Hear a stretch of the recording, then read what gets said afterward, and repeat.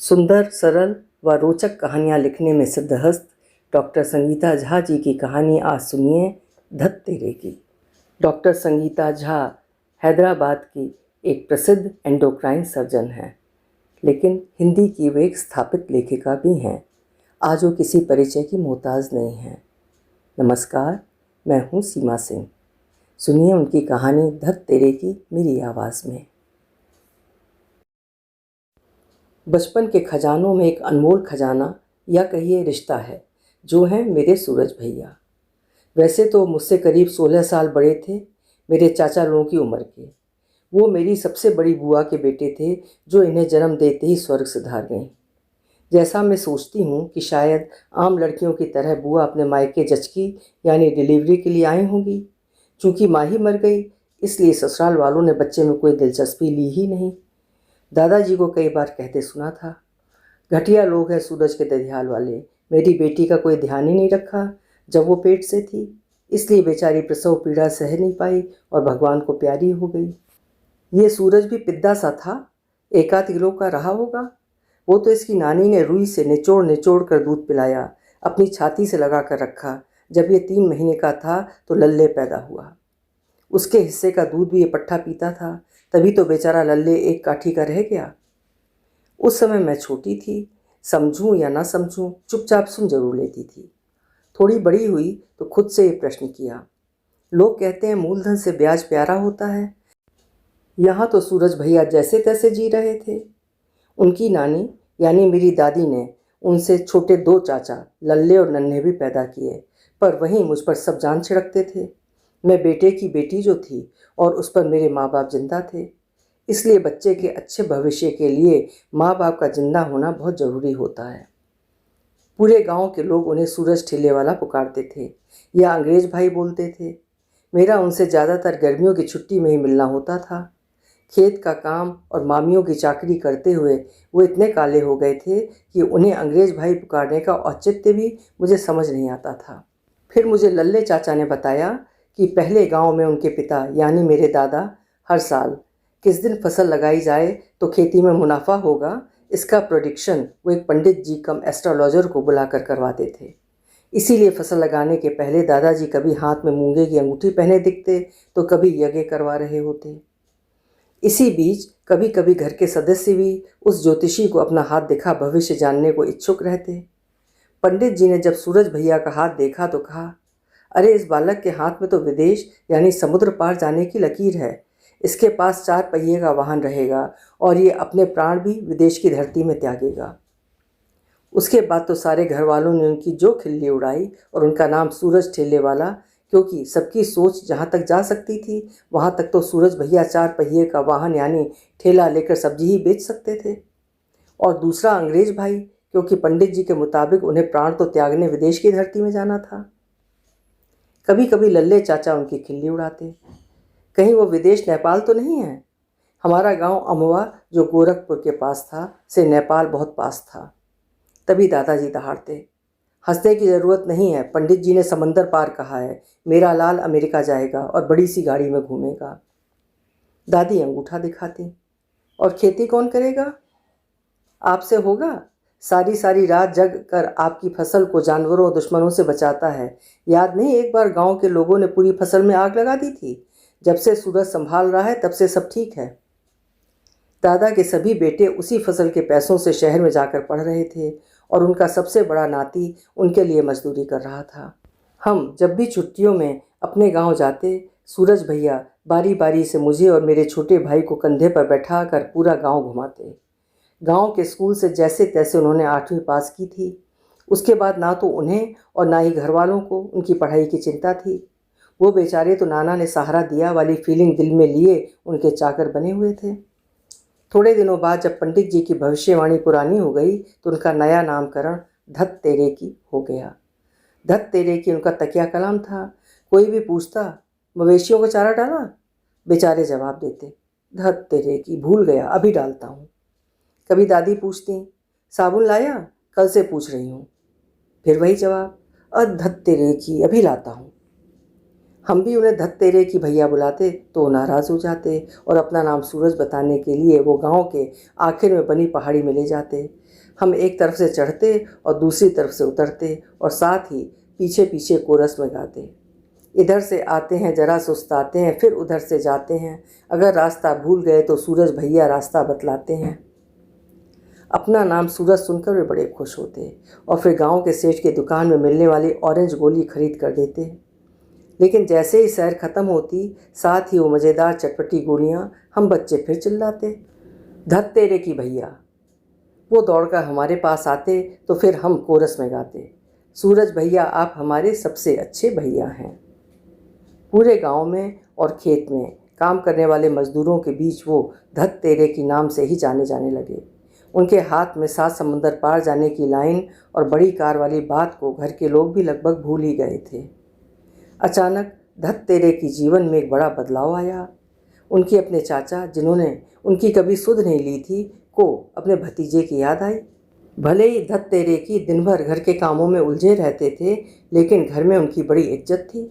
उनके चाचा ने एक लड़की जो पेशे से नर्स थी के पिता को लड़का बीए पढ़ा है और बड़ी जायदाद का मालिक है का झांसा देकर शादी करा दी। शायद लड़की वालों से शादी के खर्च के नाम पर अच्छी रकम भी ऐंठी थी। सूरज भैया भी शादी के नाम पर बड़े खुश थे। हम सब ने उनकी शादी में खूब आनंद उठाया। मैं उस समय 3री कक्षा में पढ़ती थी और सबकी लाडली। आज तक जहन में उस शादी की छवि जस की तस है। तब तो दुनियादारी समझ में ही नहीं आती थी। लगा ही नहीं कि वो उस दशक का सबसे बेमेल विवाह था। इतने बुद्धिजीवियों के घर पर होते हुए भी किसी को नोनी भाभी पर तरस नहीं आया। कहाँ बीएससी नर्सिंग की नोनी भाभी और कहाँ गांव के स्कूल से 8वीं पास धत तेरे की। बेचारी तो बड़े अरमानों के साथ अमवा आई कि इतनी बड़ी हवेली, इतने बड़े खेत खलिहान का मालिक। वो तो अपनों से भी ठगी गईं। उनका कोई भाई नहीं था और पिता बिस्तर पकड़े हुए थे। ये विवाह उनके जीजा जी ने उनसे छुटकारा पाने और खुद के ससुर की जायदाद पाने के लिए करवाया था। शादी के लिए उन्होंने 1 महीने की छुट्टी ली थी, लेकिन हफ्ते भर में समझ गईं कि उनके पति की इस घर में नौकर से ज़्यादा इज्जत नहीं थी। शादी में आए सारे मेहमान यानी सूरज भैया के मामा, मौसी, मामी और अन्य लोग काम के लिए उन्हें ही आवाज़ लगाते, धत तेरे की मेरा पैंट प्रेस कर दो। कोई कहता, धत तेरे की नाश्ते का क्या हुआ। इतना लिहाज भी किसी ने नहीं किया कि कम से कम नई नवेली दुल्हन के सामने ही उन्हें सूरज कह पुकार लेते। अगर उन्हें आने में देर हो जाती तो कोई ना कोई टांट कस देता, साला घुस गया बीबी के साथ, लाज ना शर्म। नूनी भाभी की नौकरी भी टाटा स्टील प्लांट के अस्पताल में थी और वहीं मेरे पापा सेक्शन ऑफिसर थे। सबको लगा पापा से कहकर उनकी छुट्टियां 1 महीने से 6 महीने करवा देंगे। नौकर तो था ही, नौकरानी भी मिल जाएगी। लेकिन सबकी आशा के विपरीत नूनी भाभी उर्फ नमिता ने ज़बरदस्त वीटो लगाया और अपना फरमान जारी किया कि वो 15 दिन के बाद ही जमशेदपुर जा रही हैं। सूरज भैया साथ चलें या नहीं उनकी मर्जी। सब अवाक रह गए और दादाजी ने पहली बार भैया को सूरज बुलाते हुए कहा, सूरज तुम क्यों जाओगे इतना अच्छा कारोबार खेत छोड़ के? तुम्हारे लिए मैं ईंट भट्टी भी लगवाने वाला हूँ। छोड़ो इस औरत का साथ, तुम्हें अपना गुलाम बना कर रखेगी। भैया का छोटा सा जवाब था, और मैं यहाँ क्या हूँ? पहली बार सूरज भैया को नोनी भाभी से 15 दिनों में ही इतना प्यार मिला था कि उन्हें लगा जैसे मरी माँ बीवी के रूप में वापस आ गई हैं। वो भी भाभी के साथ जमशेदपुर जाने की तैयारी करने लगे। उनका विवाह कर घर वाले बड़ा पछता रहे थे। हमारे साथ ही उसी ट्रेन से भैया भाभी दोनों जमशेदपुर आए। वो धत तेरे की से अब सूरज भैया बन गए। उन दोनों भाभी बड़ी समझदार थीं। उन्होंने सोचा था भैया से छोटा मोटा कारोबार शुरू करवा देंगी, लेकिन यहाँ भी होनी को कुछ और ही होना था। आने के 10 दिन ही बाद भाभी को उल्टियाँ होनी शुरू हो गईं। भैया तो जन्मजात सेवक थे ही, सो वो अपनी नोनी की माँ की तरह सेवा करने लगे। मैं और माँ ही कभी कभी उनके घर जाते थे। माँ उस शादी की साजिश का हिस्सा नहीं थी, इससे भाभी को माँ से कोई दुराव नहीं था। माँ कभी कभी उनके लिए पकौड़े वाली कढ़ी तो कभी टमाटर की चटनी बना कर ले जाती। भाभी सिवाय भैया के किसी ससुराली रिश्ते से संबंध ही नहीं रखना चाहती थी, इसलिए हमारे घर आने का सवाल ही नहीं था। मेरा और सूरज भैया का लगाव देखकर मेरे उनके यहाँ जाने से उन्हें कोई दिक्कत नहीं थी। भाभी का उभरता गोरा पेट मुझे बहुत अच्छा लगता और भाभी मुझे वो पेट छूने भी देती। एक दिन जैसे ही मेरा हाथ उन्होंने अपने पेट पर रखा, मुझे लगा मानो किसी ने मुझे लात मारी हो। उसके बाद तो कभी मैं तो कभी भैया उनके पेट पर हाथ रखते। भैया को हरकत महसूस नहीं हुई तो बेचारे बोले, धत तेरे की। भाभी ने आंखें तरेर कर उनकी ओर देखा और हम तीनों जोर जोर से हंसने लगे। मेरी गर्मियों की छुट्टियों में भैया की शादी हुई और मेरे इम्तिहान के ठीक पहले मेरे ही जन्मदिन 3 अप्रैल को सुमित का जन्म हुआ। मैं तो बस अपनी तीसरी कक्षा के इम्तिहान ख़त्म होने का बेसब्री से इंतज़ार करने लगी। बेबी होने के पहले भाभी का बेबी शावर भी बहुत प्यारे तरीके से उनके सहकर्मियों ने एक हॉल बुक कर किया था। उन्होंने हमें नहीं बुलाया। उनकी सारी सहेलियां अपनी सहेली के घर वालों से खफा थीं कि उन्होंने किस तरह उनकी प्यारी सखी को धोखा दिया। अस्पताल की सारी भागदौड़ सूरज भैया और भाभी की सहेलियों ने की। उन दिनों सेल फ़ोन तो थे नहीं, उनके घर फ़ोन नहीं था, इससे भैया के पास कोई जरिया भी नहीं था कि हमें इन्फॉर्म कर पाते। एक दिन वो मेडिकल स्टोर दवाई लेने आए और वहाँ से मम्मी को फ़ोन करके बताया। हम जब पहुँचे तो वहाँ बिल्कुल रोल रिवर्सल था। भैया एक पतली चादर अपनी गोद पर रखे सुमित को बोतल से दूध पिला रहे थे। भाभी आराम से कुर्सी पर बैठी अखबार पढ़ रही थीं। मम्मी चिल्लाईं, अभी से बाहर का दूध। धीरे से भैया बोले, नोनी का ही है, सुबह हमने एक्सप्रेस कर लिया है, नोनी जी को तकलीफ़ होगी इससे हम ही पिला रहे हैं। मम्मी तो मानो सदमे में आ गई, ऐसा तो कभी सुना ही नहीं था। गांव में भैंस का दूध निकालने का अभ्यास तो था, वैसे ही भाभी का भी दूध ब्रेस्ट पंप की मदद से निकाल कर सुबह रख लेते और पूरे दिन बोतल में भर कर पिलाते रहते थे। नोनी भाभी ने मम्मी को विजयी भव यानी मैं जीत गई वाली नज़रों से देखा। मम्मी चुप ही रहीं। मम्मी ने सुमित को गोद में लेने की कोशिश की तो नोनी भाभी चिल्लाईं, देख के प्लीज़ अपना हाथ सर के पीछे रखिए। मम्मी समझ गई कि अब दूर रहने में ही भलाई है और सूरज और नमिता अपनी ज़िंदगी जी रहे हैं। सूरज भैया एकदम बहुत ही बढ़िया मम्मी में ट्रांसफॉर्म हो गए थे। सुमित के बाद अमित भी आ गए। दोनों बच्चों को खाना खिलाना, उनका स्कूल का बैग जमाना, स्कूल छोड़ना, होमवर्क कराना और शाम को प्लेग्राउंड लेकर जाना। रोज़ भाभी को अस्पताल छोड़ना लाना उन्हीं का काम था। भाभी को उनके पीछे बैठने में शर्म आती थी, इससे वे अस्पताल के कुछ पहले उतर जाती और कुछ दूर पैदल चलती। बाद में झिझकती और नौकरों से भी बदतर सलूक करती। भैया गांव से क्रिकेट बहुत अच्छा खेलते थे और दोनों बच्चों को क्रिकेट एकेडमी में लेकर जाते। बच्चे बड़े होते जा रहे थे और अब निम्मो भाभी की कटुता भी समय के साथ और बढ़ती जा रही थी। इतना सब करने के बाद भी भाभी और ना ही बच्चों के मन में भैया की कोई इज्जत थी। भैया ने इंग्लिश सीखना और बोलना भी शुरू कर दिया। एक दिन तो बेचारे भैया ने सुन भी लिया। जब बच्चों को मोटरसाइकिल में स्कूल ड्रॉप किया तो किसी ने सुमित से पूछा, ये कौन है जो तुम्हें रोज़ स्कूल छोड़ने आते हैं? सुमित ने बड़ी तल्खी में जवाब दिया, नौकर। भैया सीधे स्कूल से हमारे घर आए और मम्मी के पास बैठ फूट फूट कर रोने लगे। कहने लगे, सारे दिन खटता रहता हूँ, निम्मो ने दोनों बच्चों को इस तरह मेरे विरुद्ध भड़का दिया है कि दोनों मुझे नौकर की तरह ट्रीट करते हैं। उन्हें मेरा नाम धत्तेरे की भी बता दिया है। वो मुझे पापा ना बोलकर धत्तेरे की कहकर बुलाते हैं। मम्मी बहुत ही समझदार थीं। उन्होंने भैया को सलाह दी, सूरज तुम अब अपना महत्व समझो और ख़ुद का कोई काम शुरू करो, कुछ दिन उनसे दूर रहो, कुछ बनकर ही घर जाओ। पापा के एक जानने वाले का टोयोटा का शोरूम था, वहाँ भैया को लगा दिया। धीरे धीरे अपनी मेहनत से भैया ने अपनी धाक जमा ली। वहाँ बड़ी बड़ी गाड़ियों की टेस्ट ड्राइव दिलाने लगे। बचपन के ज्योतिषी की एक भविष्यवाणी तो कम से कम पूरी हो गई। मम्मी स्कूल में टीचर थीं, उन्होंने भैया को अपने स्कूल से प्राइवेट 12वीं पास करवा दी। भैया उसी शोरूम के मैनेजर बन गए। उनके पैर उस शोरूम के लिए काफ़ी शुभ साबित हुए और मालिक ने उन्हें खुद तभी लॉन्च हुई टोयोटा फॉर्च्यूनर गिफ्ट में दे दी। जैसे ही गाड़ी चलाकर घर आए, पापा ने गर्व से छाती फुलाते हुए कहा, अब सही मायने में तुम कार वाले सूरज बन गए हो। मैं कहता था ना, शंकर पंडित की भविष्यवाणी कभी गलत नहीं होती। भैया उस दिन हम सभी को अपनी बड़ी गाड़ी में बिठाकर पूरा जमशेदपुर घुमा लाए। अगले ही दिन पूरे 3 दिनों की छुट्टी ले गांव में दादा दादी, जो उस समय काफ़ी वृद्ध हो चले थे, से मिलने चले गए। दूसरे दिन उन्हें भी अमवा से गोरखपुर की सैर करा दी। वो सन 2009 की बात थी। अपने सूरज की शान देख दादाजी की छाती गर्व से फूल उठी। उसके 1 साल बाद ही उनका देहांत हो गया था। वहाँ से जब वो वापस लौटे तो मम्मी ने उन्हें खुद के घर वापस जाने को कहा। भैया के घर छोड़ने के बाद सब ठंडे पड़ गए थे। रसोई, बाजार, छोटे मोटे रिपेयर, अमित सुमित का स्कूल, होमवर्क, सब कुछ भैया के जिम्मे था और वो भी फ्री। नोनी भाभी तो अपनी ड्यूटी और दोस्तों में ही लगी रहती थी। घर के लिए एक नौकरानी रखी थी, लेकिन उसमें भैया वाली बात कहाँ थी। घर पहुँचते दोनों बेटे लिपट कर रोने लगे। पापा सॉरी मत जाओ, पापा आप नहीं हैं तो कोई हमें नहीं देखता है, कोई आपके जैसे नान नहीं बनाता। रोज़ हमारा टिफ़िन मैगी और नाश्ता ब्रेड जैम रहता है। ज्यों ही भैया उन्हें बाहर लेकर आए, उनकी फॉर्च्यूनर देख दोनों बल्लियाँ उछलने लगे। कोरस में पूछा, पापा ये किसकी गाड़ी है, घुमाइए ना। भैया बोले, मेरे सुमी और अम्मी की, तुम लोग बैठोगे ही नहीं, चलाओगे भी, मैं सिखाऊंगा तुम्हें। दोनों भैया के साथ चक्कर लगाकर आए, फिर भैया वहाँ से निकल पड़े।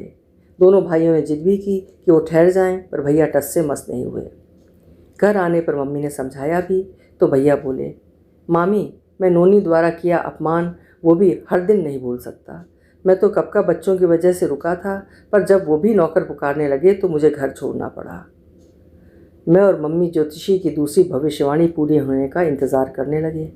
मम्मी मुझसे बार बार कहती, तुम लोग भी ना मेरी हंसी उड़ाते थे कि अभी तक वेट कर रही है भविष्यवाणी पूरी होने का। पापा हंसते हुए कहते, हा हा हा, ये भविष्यवाणी नहीं, तुम्हारी मेहनत, दुआ और विश्वास का असर है। भैया को कंपनी की तरफ से घर मिला, जिसमें वो सारे काम खुद करते और अक्सर बेटे भी आते रहते। नोनी भाभी अभी भी उसी दुनिया में जी रही थीं। नर्सिंग सुपरिंटेंडेंट बन उनका घमंड और बढ़ गया था। आए दिन टिस्को के बड़े बड़े आला अधिकारियों से उनकी मीटिंग होती रहती थी, तो फिर भैया की क्या बिसात थी। समय बीतता गया। सुमी और अमी आईआईटी खड़गपुर से इंजीनियरिंग पास कर नौकरियों में लग गए। मेरी कनपटी भी सफ़ेद हो चली थी और अपना शहर जमशेदपुर छोड़ पुणे में बस गई थी। किस्मत से सूरज भैया के छोटे बेटे का जॉब भी पुणे में ही था। सूरज भैया के सपनों को दिशा देने वाली और हर पूजा में भगवान से उनके लिए खुशी मांगने वाली मम्मी अब इस दुनिया में नहीं थी। भैया अपने छोटे बेटे के पास पुणे रहने आए थे। मैं और भैया कई बार पुरानी बातों की जुगाली करते, जो भविष्यवाणी धत तेरे की, मोटर सूरज वाला तो अंग्रेज़ सूरज की बातों से भरी होती। अपनी कनपटी सफ़ेद होने के बाद मैंने भी भगवान के सामने अगरबत्ती जलानी शुरू कर दी है और मेरी प्रार्थना बस यही रहती है, भगवान मेरे भैया को विदेश भेज दो, चाहे अमेरिका या इंग्लैंड, कहीं भी, लेकिन ज़रूर। मेरा बुदबुदाना देख मेरी दोनों बेटियां हंसतीं। ये अच्छा तरीका है, बुढ़ापे में ऊपर वाले को याद करो। और हाँ, आप ये अमेरिका अमेरिका क्या बुदबुदाती रहती हो, इतना पसंद था अमेरिका तो पिछले जन्म में पूजा कर वहीं पैदा होने की कामना करती। यहाँ क्यों पैदा हो गई मैडम जी। कैसे बताती कि भैया के लिए की गई एक भविष्यवाणी अभी पूरी नहीं हुई है। मम्मी पापा अब इस दुनिया में नहीं हैं। नन्हे चाचा को डिमेंशिया हो गया है, इसलिए उस बात को जानने वालों में सिर्फ मैं ही रह गई हूँ। वैसे तो मैं ज्योतिष को इतना नहीं मानती हूँ, लेकिन इतनी बड़ी कार का भैया की ज़िंदगी में आना भी किसी चमत्कार से कम नहीं था। इसलिए मुझे भी विश्वास था कि भैया ज़रूर विदेश जाएंगे। भैया के बड़े बेटे सुमी की शादी नोनी भाभी ने अपनी सहेली की बेटी से करवा दी, ताकि बेटा बहू पर उनका कंट्रोल रहे। लेकिन यहाँ भी नोनी भाभी फेल हो गई। स्वाति ने बचपन से सूरज अंकल के हाथ के भरवा पराठे सैंडविच खाए थे, वो आते ही भैया की बेटी बन गई। शादी के बाद बेटा बहू बेंगलोर चले गए, जहाँ भाभी अभी भी अपनी मित्र मंडली के साथ कभी भजन तो कभी किटी पार्टी में व्यस्त थीं। वहीं भैया कभी बेंगलोर तो कभी पुणे के बीच बच्चों के साथ मज़े कर रहे थे। ज़िंदगी आगे बढ़ती जा रही थी। इसी बीच स्वाति प्रेग्नेंट हो गई। अपनी माँ के बजाय उसे सूरज भैया में ज़्यादा माँ नज़र आई और पूरे 9 महीने भैया ने अपने बेटे सुमित के साथ स्वाति का ध्यान रखा। बेटी के जन्म के समय भैया के आमंत्रण पर मैं भी बेंगलोर गई थी। स्वाति की ज़बान पर पूरे समय पापा पापा और भैया बिटिया बिटिया किए जा रहे थे। नोनी भाभी और स्वाति की मम्मी अपने ग्रुप के साथ चारों धाम की सैर कर रही थीं। मैं सोच रही थी ज़माना कितना बदल गया है। किसी को भी एक पुरुष का खाना बनाना परोसना अजीब नहीं लग रहा था, बल्कि सब बड़ी प्रशंसा की नज़रों से उन्हें देख रहे थे। सुमित के एक दोस्त को तो भैया में संजीव कपूर नज़र आ रहे थे। जो सम्मान उन्हें ज़िंदगी भर नहीं मिला वो बच्चे दिला रहे थे। मेरा और भैया का फ़ोन और व्हाट्सएप द्वारा संपर्क हमेशा था। सुमित की बेटी का नाम भैया के नाम के साथ जोड़ते हुए दीप्ति रखा, जिसका अर्थ सूरज से निकलने वाली रोशनी है। मैंने अपने फ़ोन में भैया का नाम धत तेरे की के नाम से सेव कर रखा था। भैया ने जब अपना कार्ड दिया जिस पर लिखा था मिस्टर सूरज चौहान, मैंने अपने फ़ोन में भी बड़े गर्व से उनका नाम बदल दिया। पता नहीं हमारे बीच कैसा कनेक्शन था, बस एक ही इच्छा बची थी कि बस भैया विदेश चले जाएं एक बार। एक दिन अचानक भैया का फ़ोन आया, मुन्नी मेरा पासपोर्ट और वीज़ा दोनों आ गया है, हम चारों अगले महीने की 8 तारीख को वाशिंगटन डीसी जा रहे हैं। सुमी 4 साल के लिए जा रहा है। स्वाति मुझे भी साथ चलने की जिद कर रही है। जाने से पहले तुमसे मिलने की इच्छा है। दीपू को छोड़कर आना मेरा मुश्किल है, तुम ही आ जाती, तुम्हारे सिवाय कोई पुराने रिश्ते नहीं बचे हैं। काश नाना नानी बड़े मामा मामी ये दिन देखने के लिए होते। मेरा तो दिल बल्लियों उछलने लगा। मुझे भी मुन्नी बोलने वाला भैया के सिवा कोई नहीं बचा था। भैया 75 पार कर चुके थे और मैं भी 62 की हो चली थी। बेटियों से कहकर तुरंत बेंगलोर की टिकट कटवाई और अपने धत्तेरे की भैया के पास पहुंच गई। हमने गले लगकर सारी पुरानी बातों की जुगाली की। मम्मी पापा बहुत याद आए और लगा अब भैया भी चले गए तो मेरा मायका ही ख़त्म हो जाएगा। छोटा भाई बहुत पहले न्यूजीलैंड चला गया था और वहीं की लड़की से शादी कर ली थी। भैया ने सालों का प्यार मुझे इन 5 दिनों में ही उड़ेल दिया। इस बात को पूरे 2 साल हो गए, लेकिन हर दिन भैया और मैं वीडियो कॉल पर बातें करते। दीपू की छोटी बहन भी आ गई थी।